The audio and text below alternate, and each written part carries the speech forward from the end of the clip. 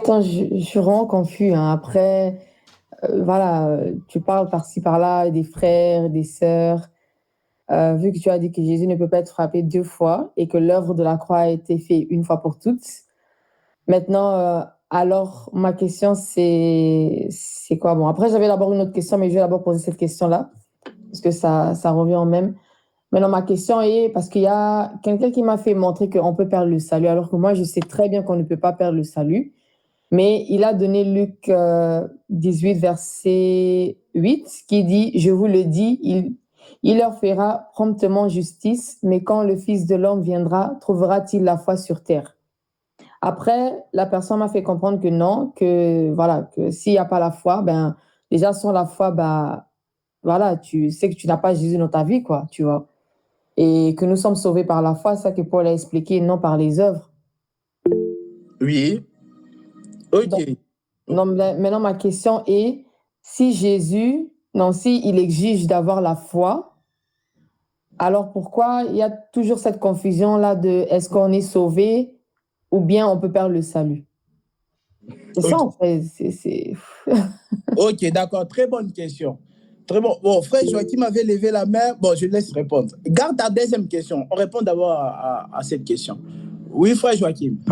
Je voulais plutôt répondre par rapport à la première réflexion sur quand Jésus dit quand je reviendrai, est-ce que je trouverai la foi sur la terre?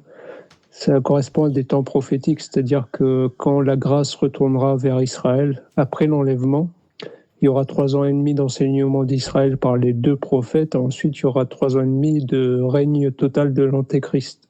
Or, pour que l'Antéchrist soit là, l'Écriture dit, je crois que c'est en Thessaloniciens, comme quoi il faut que celui qui l'empêche de régner disparaisse. C'est-à-dire que pendant tout ce temps, il n'y aura plus de présence de Dieu, en tout cas de l'Esprit de Dieu sur terre. C'est pourquoi, lorsque Jésus va revenir au dernier moment, qu'il n'y aura plus de foi sur la terre, parce que tout simplement, il n'y aura plus de présence de l'Esprit de Dieu sur terre. Voilà. Ça correspond plus à des temps prophétiques, en fait. Ok, merci, frère Joachim. Frère Naom veut dire quelque chose? Vous allez m'excuser, mais je n'ai pas bien compris. Le frère Joachim a dit quand Jésus-Christ reviendra, il n'y aura plus l'Esprit de Dieu sur la terre, c'est ça? Oui, il a fini par dire ça. Oui, bon, je laisse répondre. Oui, c'est bien ça. Je te laisse encore, s'il te plaît, réfléchir encore sur ta réponse. S'il te plaît, parce que Jésus-Christ vient ôter l'Esprit sur la terre, donc il ne peut pas venir quand cet Esprit est déjà parti. C'est l'Église qui vient retirer sur la terre.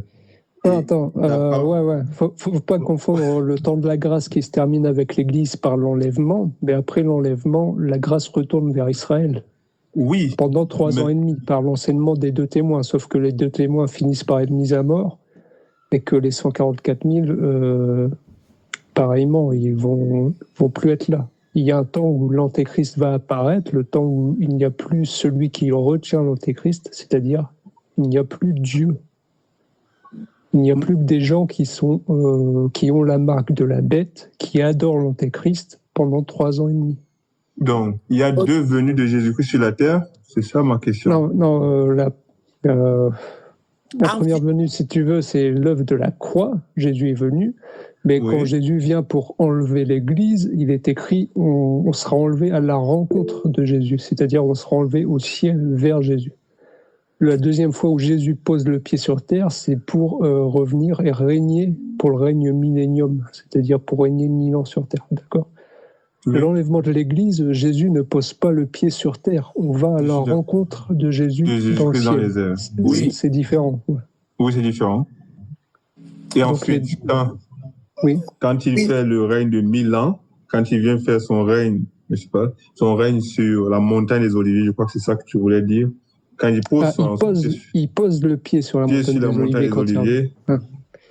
Et donc, tu dis que, si je comprends bien, tu dis que là, il n'enlève personne. C'est ça? Non, là, il n'y a plus d'enlèvement. Quand il vient poser le pied sur la montagne des Oliviers, c'est pour établir son règne sur terre. Oui, pendant un temps, c'est ça? Pendant 1000 ans, oui. Pendant 1000 ans. Ensuite, comme dit l'Écriture, je crois que c'est Ésaïe, je ne sais plus si c'est Ésaïe 14 ou un autre chapitre, où il précise bien que quand Jésus revient, c'est-à-dire il pose son pied sur sur le mont des Oliviers et vient établir son règne. Tout d'abord, il vient pour écraser les nations qui sont venues combattre Israël. Oui.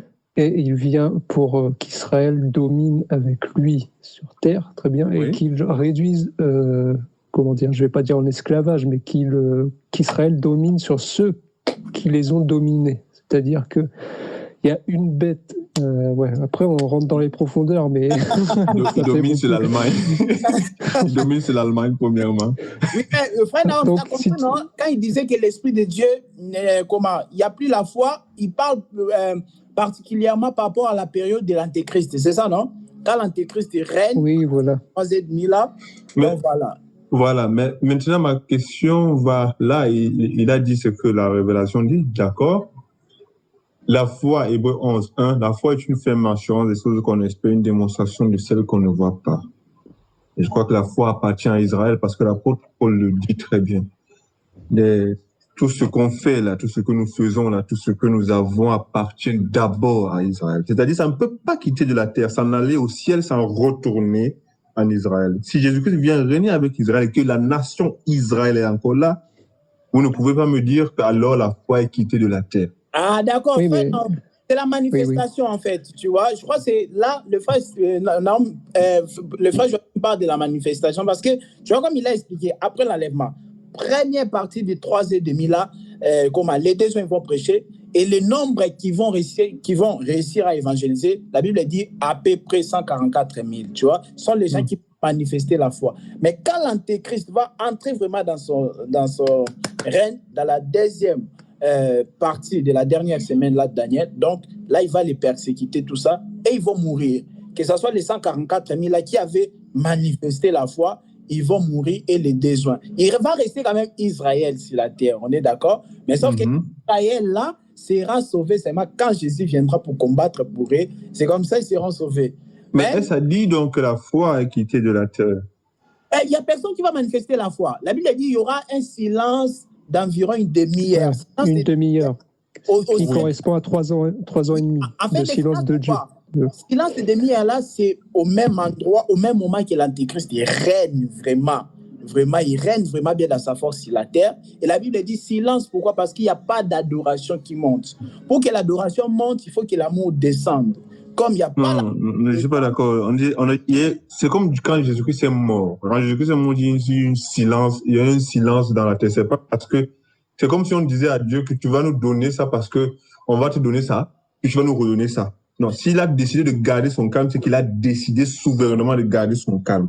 Oui. C'est pas parce que la terre, il a décidé que quand tu auras ça, je garde le calme. Mais moi, je dis encore, ce n'est pas pour ça que la foi... Silence, pourquoi? Bon, comme frère Joachim a dit, on risque trop d'aller dans les prophéties, là, donc c'est question du temps. Mais regarde, silence, là, c'est par rapport à quoi? C'est que Dieu n'agit plus, en fait. Dieu n'agit plus, c'est le temps qu'il a donné à l'Antéchrist. C'est un peu comme les temps, tu vois, les temps dans la barque. Jésus était avec ses disciples dans la barque, et il y avait la forte tempête. La tempête les a secoués. Jésus, il dormait. Il savait qu'il y avait la tempête, mais il dormait quand même. On ne va pas dire que c'est semblant, non, tu vois. Mais il avait un enseignement enseigné. Donc, de même aussi, donc, tu vois que si tu prends la barre, Jésus-Christ, quand il s'est levé, n'a pas dit homme sans foi. Il a dit homme de peu de foi. Oui. Il veut même démontrer qu'il y aura la foi. Même petit. C'est quoi? Regarde, je suis d'accord avec toi. Pourquoi, frère Naom, je suis aussi d'accord avec toi. Mais moi, ici, je parle de la manifestation de la foi. Tu vois? Ils ont une promesse qu'ils vont manifester la foi. Mais pendant les silences là, de demi-heure, de 3h30, il n'y a pas la manifestation de la foi. Tu fais la différence, non? Entre la manifestation de la foi. Jésus dit, quand le Fils de l'homme viendra, trouvera-t-il la foi sur la terre? Tu vois, la foi, sans la manifestation, c'est une foi morte. Ça, on ne peut pas compter ça. C'est pour ça qu'il est dit aussi, si on prend les temps prophétiques, que la lune et les étoiles s'obscurcissent. Il n'y a plus de lumière, en fait. C'est une absence de lumière. Apocalypse là-bas. Non, mais je suis d'accord. Mais frère Naom, tu nous as compris, non, là on est. Oui, je vous ai compris là où vous êtes. Oui. Je crois que c'est la seule Aria avait levé son doigt pour parler. C'est Aria. Je devais même répondre. Moi, je n'ai pas répondu. Hein. Je suis en train d'aller débat là. En fait, du coup, frère Joachim, voilà, il a répondu par rapport à cette question-là.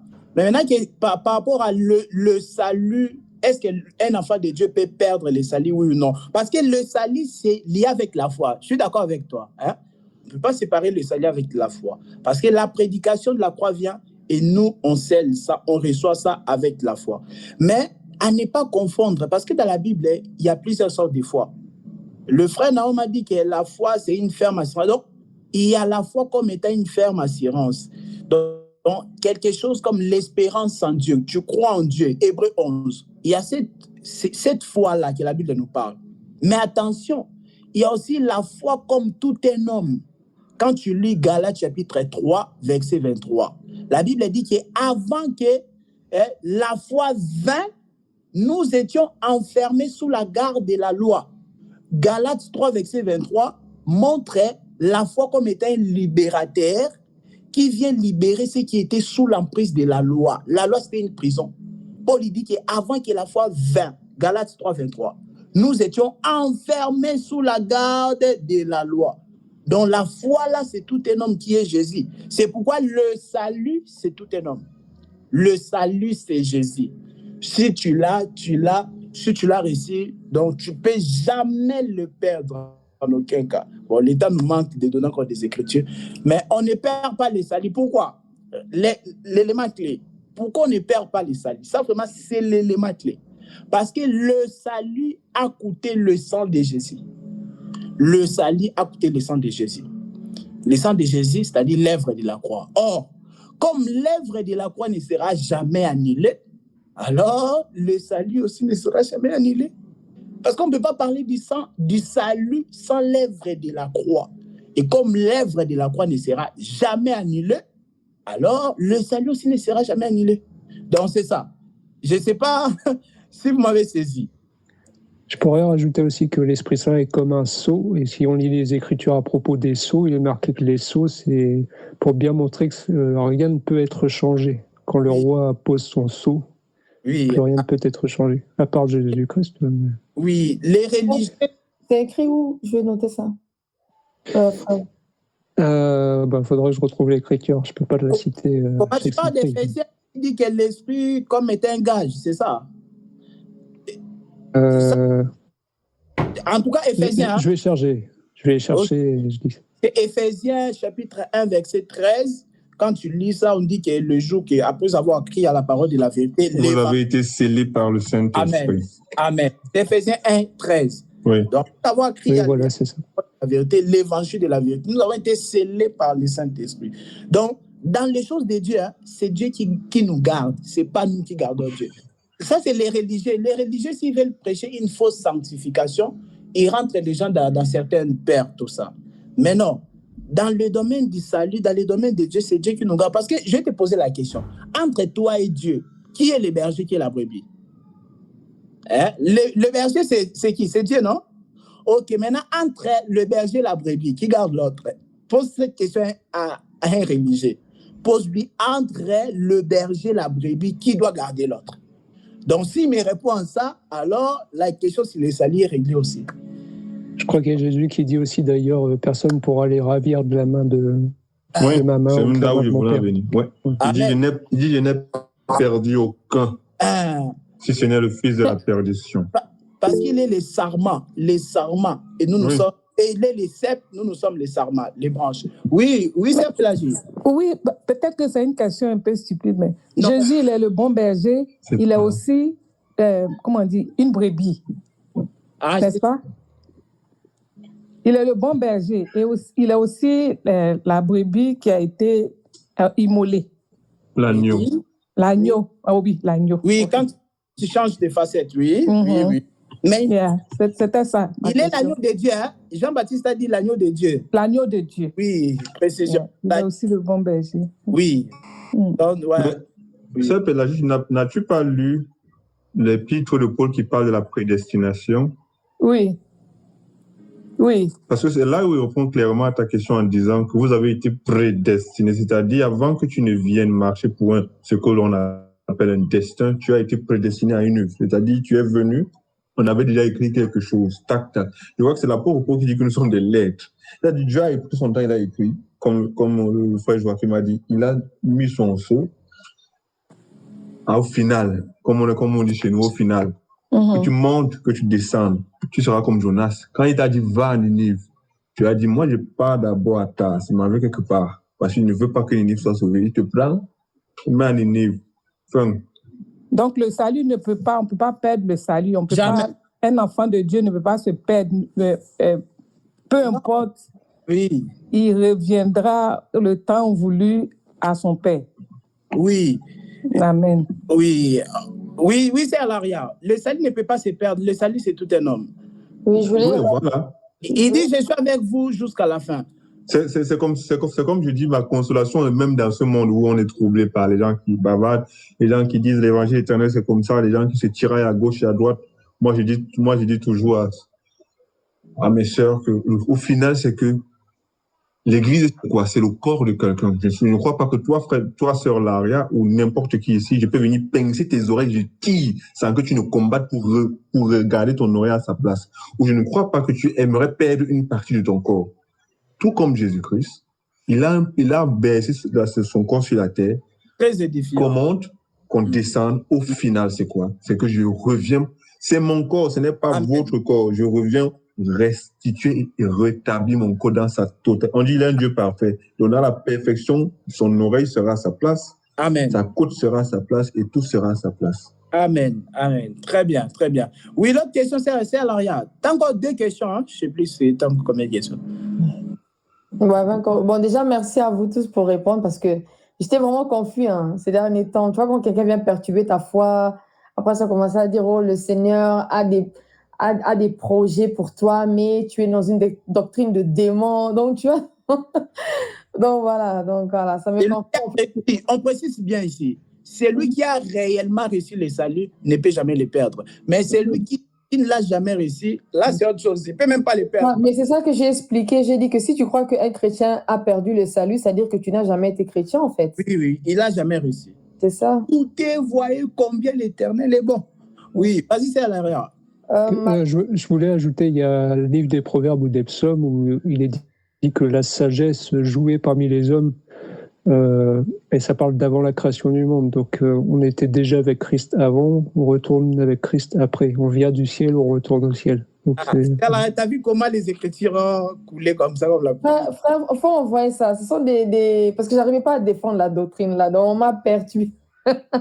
Ok, c'est bon. Merci. On sait jamais quand ça tombe. Je crois qu'il y a Paul aussi qui dit que celui qui sanctifie et ceux qui sont sanctifiés ont une même origine. Donc si Jésus dit qu'il vient du ciel, c'est qu'on vient du ciel. Amen, amen, amen. Amen. Oui, c'est là. Tous les paraboles des arbres, comme il a dit, les origines. Oui. Tu es comme toi, tu es noir, on ne peut pas te rendre blanc. Oui. Le frère Joachim est blanc, on ne peut pas le rendre noir. Son origine, c'est ça. Qu'il monte, qu'il descende, même s'il se couvre de charbon, on va se frotter comme ça. Papa, laisse, tu es blanc, va. Comme ça. Tu te mets même en blanc, on frotte comme ça, on dit, tu es noir, passe comme ça. Donc, il y a ces origines comme le frère Joachim. S'il peut t'envoyer les versets qu'il a dit, ça va être très édifiant. Amen, amen. Oui, c'est Laria. Ma deuxième question était ce que tu avais dit en premier, là, dans 1 Corinthiens, mais je ne me souviens plus, que tu avais dit qu'à la fin, que vos fils prophétiseront, là. Oui, aspirer aux dons spirituels, pardon. Oui. Shalom, maman Martial. C'est maman Martial. Shalom, maman Martial. Content de vous voir. Oui, vas-y, tu disais quoi par rapport aux dons spirituels Oui, maintenant le deuxième verset là qui dit que voilà, surtout de prophétiser. Mais si on commence à prophétiser, c'est pas là où les gens prennent ça hors contexte pour dire que je suis prophétesse parce que la Bible dit de prophétiser. Ou bien c'est une autre façon de prophétiser. Non, il y a les dons de prophétiser, tu vois, il y a les dons de prophétie plutôt. Il y a les dons de prophétie, mais ça ne fait pas de quelqu'un ministre. Un ministre prophète, ça n'a rien à voir. Mais il y a le don, la Bible dit, voici les miracles qui accompagneront ceux qui auront cru. À mon nom, ils chasseront les démons. Ils parleront de nouvelles langues, ils prophétiseront. Marc chapitre 16, versets 15 à 16. Donc, les dons spirituels, là, y compris la prophétie, la prophétie fait partie des signes qui accompagnent ceux qui ont cru en Jésus. Donc, ça n'a rien à voir avec les ministères. Le ministère, c'est autre chose. Là, si tu n'en as pas? Comment? Si tu n'en as pas? Il faut aspirer. La Bible dit, 1 Corinthiens 14, aspirer aux dons spirituels. Rechercher, la Bible commence, hein? Rechercher l'amour, aspirer aux dons spirituels. Il faut aspirer à cela. Il y a des gens, ben voilà. Après aussi, moi je dis, pour que aussi les gens puissent aspirer à cela, il faut que ça soit prêché sur les chairs. J'ai remarqué, bon, je ne vais pas citer les noms ici, mais il y a dans certaines assemblées ici, on ne prêche pas les dons spirituels. Comment les gens aussi vont aspirer? Moi, je crois que les dons spirituels doivent être aussi prêchés. Donc, c'est comme ça, quand c'est prêché, et puis c'est comme ça aussi les gens vont aspirer à cela. Parce que tu vas aspirer à quelque chose que tu ne connais pas, tu vois. Il y a des gens qui sont ignorants de ça. Comme je disais tout à l'heure, les dons spirituels, c'est pour édifier. Ce n'est pas pour détruire, mais c'est pour édifier le corps. Oui, frère Naum. Ton micro. Pas moi, hein? Parle, non? Oui, le frère Roland vient de dire qu'il y a dans certaines assemblées, on ne prêche pas les dons spirituels. J'aimerais aussi savoir comment une assemblée peut survivre sans dons spirituels. Ah, ben là, oui, c'est important, c'est vraiment très important, parce que comme j'ai dit, c'est aussi pour l'édification. Les dons spirituels interviennent aussi, c'est vraiment très important, ça peut intervenir. Par exemple, vous traversez un moment difficile, et puis là, il y a une prophétie qui sort, quand même pour vous fortifier, quoi, pour vous édifier. Dieu est avec toi, ça fait quand même du bien. Tu passes un moment difficile, et puis il y a une prophétie. Dieu connaît la situation qui est en train de traverser, il est avec toi, ça fortifie vraiment la foi, ça édifie beaucoup. Mais bon, pour répondre à Maman Martial, vraiment, ils ont une grande responsabilité à ça. Mais la Bible dit, recherchez l'amour, 1 Corinthiens 14, 1. Recherchez l'amour, aspirez aux dons spirituels. L'amour doit être prêché. Les dons spirituels aussi doivent être prêchés. Mais s'ils ne prêchent pas ça, vraiment, c'est de leur responsabilité. Donc, ils ne prêchent pas ça. Donc, il y a un côté de la Bible où et ils n'ouvrent jamais, quoi. Donc, ils fuient, ils évitent. Oui, Maman Martial. Le micro. La sœur Laria a fini sur cette question. Il restait une sœur Laria, c'est bon? Ok. Moi, j'ai maintenant une préoccupation d'ordre épistémologique. C'est-à-dire qu'on a lu dans Nombre 28 que Moïse n'a pas sanctifié le peuple parce qu'il a frappé le rocher 2 fois, c'est ça? Oui. La parole de Dieu déclare, oui. Dieu a dit, vous convoquerez l'assemblée, vous parlerez au rocher, l'eau sortira. Moïse s'est levé avec sa bêche, il a frappé par 2 fois. L'eau est sortie en abondance. J'aimerais savoir où Dieu lui a demandé de frapper le rocher 1 fois. Ok, d'accord. En fait, cette histoire-là de soif, c'est avant, il faut que je te trouve l'écriture là. Il faut que je trouve ça. C'était à Horeb. Là, c'était à Horeb. Pour la première fois, Dieu l'avait dit frappe le rocher. Vraiment, Dieu l'avait dit frappe. C'était à Horeb. Mais maintenant, il avait frappé, l'eau était sortie. Maintenant, pour la deuxième fois, Dieu l'avait dit, comme tu as dit là, parle au rocher. Et lui, il a frappé. On n'a pas dit de frapper. Là, dans Nombre là, on n'a pas dit de frapper. Attends, je trouve cette écriture-là rapidement. C'était à Horeb. Moïse frappa les rochers. Attends, je vais trouver ça rapidement. C'est dans Exode, je crois.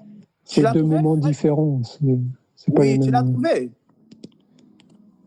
Non. Ok.